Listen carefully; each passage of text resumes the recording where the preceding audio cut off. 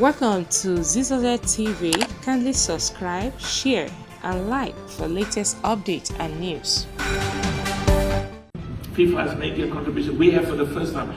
CAF used to give its member associations $200,000 per annum when I became president. So we've doubled that.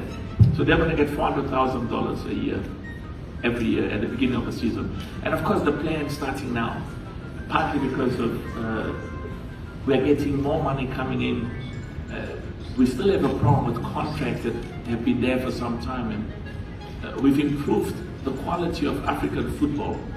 And of course, we would also like the sponsorship to increase as well. But I have to respect the agreements that were concluded before I arrived.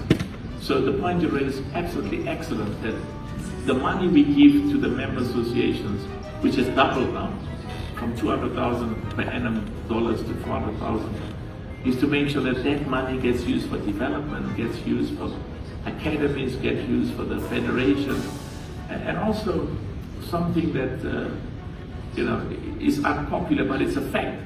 Some of the presidents of the member associations are very poor, very poor. I mean, some are fine.